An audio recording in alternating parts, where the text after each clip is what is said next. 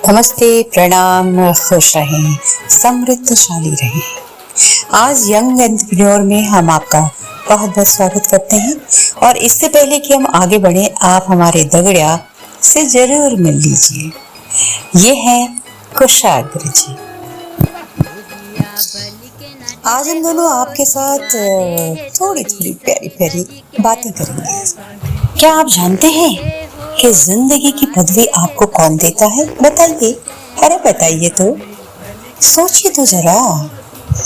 आपको पिता के पद पर किसने बिठाया? बुआ, मासी, चाचा जी, ताऊ जी, किसने नवाजा आपको इन पदों पर? जी हाँ, माँ बच्चे को जन्म नहीं देती है, बच्चा माँ को जन्म देता है। बिल्कुल सही। बच्चे के जन्म के कारण ही आपके और आपके रिश्तेदारों को और आपके परिवार को ये सब पदवियां मिलती हैं। बच्चा जिंदगी के हर पद का जन्मदाता है। बच्चे के साथ बिताए हर खूबसूरत लम्हे को तो हम संवार कर रखते हैं। बच्चे के शारीरिक स्वास्थ्य पर भी खूब ध्यान देते हैं, उसके मानसिक स्वास्थ्य पर भी हम लोग बहुत ध्यान देते हैं। लेकिन क्या बच्चे के आर्थिक स्वास्थ्य के बारे में आप सोचते हैं? शायद हाँ, शायद नहीं। यदि नहीं तो तुरंत सोचना शुरू कीजिए। जैसा कि आप सब बच्चों के शारीरिक और मानसिक स्वास्थ्य की तरफ पूरा ध्यान देते हैं, शारीरिक स्वास्थ्य को सही रखने के लिए उसको वैक्सीन भी लगाते हैं, उसका खान पान बहुत अच्छा रखते हैं, वैसे ही हम उसके आर्थिक स्वास्थ्य की ओर भी हमें ध्यान रखना चाहिए। इसके लिए उठाएं बस एक छोटा सा कदम, तुरंत उठाइए।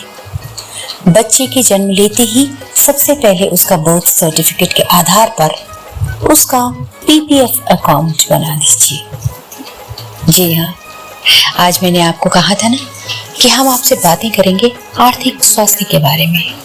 तो आर्थिक स्वास्थ्य में आज हम आपको बताएंगे कि बच्चे के पीपीएफ अकाउंट से उसको कितना लाभ हो सकता है और आप उसको कितनी खूबसूरत सी रियासत दे देंगे। ये सब जानने के लिए बस थोड़ी ही देर में।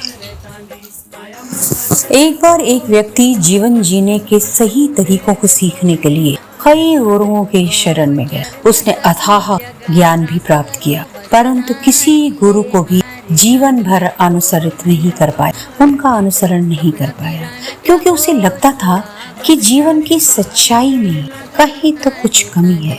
आखिर थक हार कर वह भगवान के पास गया और उसने भगवान से एक प्रश्न पूछा, हे भगवान, मेरे सच्चे गुरु की तलाश कब पूरी होगी? भगवान हंसने लगे। उन्होंने कहा, जाओ, वो सामने एक छोटा सा बच्चा खेल रहा है, उसकी शरण में जाओ, वही तुम्हारा गुरु है।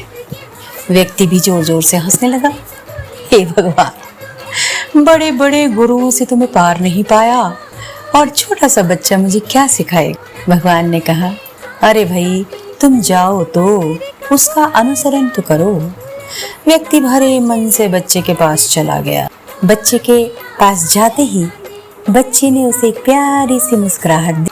व्यक्ति ने भी उसकी तरफ देखा और उसके चेहरे पर भी मुस्कुराहट आ गई। उसका भरा मन हल्का हो गया, उसे अच्छा लगने लगा। बस तभी से वो किसी भी अनजाने जाने व्यक्ति को देखता तो मुस्कुरा देता।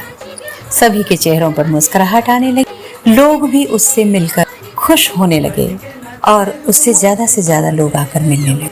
दूसरे दिन फिर वो व्यक्ति उस बच्चे के पास आया तो देखा कि बच्चा अपने कुछ खिलौनों को उठा रहा है तो कभी फेंक रहा, कभी उठा रहा है तो कभी फेंक रहा है। बस यही करता जा रहा है, बार बार इसी क्रम को दुगने उत्साह से कर। व्यक्ति को समझ में आ गया और वो बोला, हे गुरु, जो भी काम करो बस मस्त होकर करो, खुश होकर करो और करते रहो जब तक मन करे। वाह, क्या बयान। व्यक्ति ने सोचा, कल फिर देखते हैं गुरुजी क्या सिखाते हैं।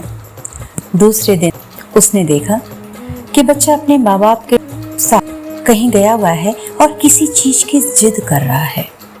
माँ बाप उसे बार बार बहलाने की कोशिश कर रहे हैं, पर बच्चे को तो वही चाहिए जो उसने ठान ली थी। पहले बच्चे ने अपने माँ बाप को प्यार से सहलाया, उस चीज को पाने की जिद की, और जब माँ बाप ने उसे नहीं दिया तो आखिर में वो जमीन पर लौट गया, रोने लगा, जोर जोर से चिल्लाने लगा। माँ बाप ने आखिर में थक हार कर उसकी जिद पूरी की। बच्चा खुशी के मारे उस चीज को लेकर आगे बढ़ा, पर अरे ये क्या, उसने थोड़ी देर खेलने के बाद वो चीज फेंक दी। थोड़ी देर तक पूरे आनंद के साथ खेला और फिर छोड़ दी। लगा जैसे वो अब बिल्कुल भी उसके लिए महत्वपूर्ण नहीं। तो वो व्यक्ति बच्चे के पैरों पे गिर। किसी भी चीज और किसी भी मंजिल को पाने के लिए हमें भी पूरी शिद्दत से बच्चे की तरह हट करनी चाहिए। पूरी कायनात हमें वो मंजिल देने में लग जाती, लेकिन वो जिंदगी की असली मंजिल नहीं होती है, इसलिए उससे जीवन भर का अटैचमेंट ठीक नहीं है। अतः आगे बढ़ते रहें, खुशियों को समेटते रहें और भी बहुत सारी खुशियों को पाने के लिए हट करते रहें, लेकिन उनसे हम पूरी तरह न जुड़ें। और चलिए अब अपने असली मुद्दे पर आते हैं, आर्थिक स्वास्थ्य के बारे में, जो कि हमने कहा था कि बच्चों के पीपीएफ अकाउंट से रिलेटेड मैं आपको और भी बहुत सारी बातें बताऊंगी। अपने बच्चों का पीपीएफ अकाउंट खोलिए, भविष्य होगा बहुत सुरक्षित, होंगे कई फायदे। अगर आपने अभी तक अपने बच्चों के लिए public provident fund account open नहीं कराया है तो जल्दी करा दीजिए।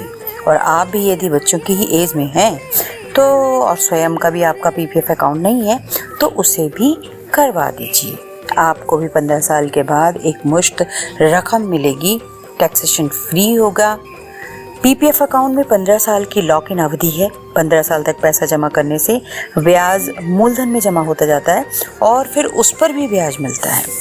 शुरुआती 15 साल की लॉक इन अवधि के बाद कोई भी निकासी टैक्सेशन से मुक्त है। आपका बच्चा 15 साल की मैच्योरिटी अवधि के बाद पीपीएफ अकाउंट जारी रखना चाहता है तो प्रत्येक 5 वर्ष के ब्लॉक के लिए इसे बढ़ा सकता है। कम उम्र में पीपीएफ अकाउंट होने से युवाओं में अपनी पहली नौकरी के दौरान अधिक बचत करने की ललक पैदा होगी, जो कि आज के समय में बहुत ही महत्वपूर्ण है।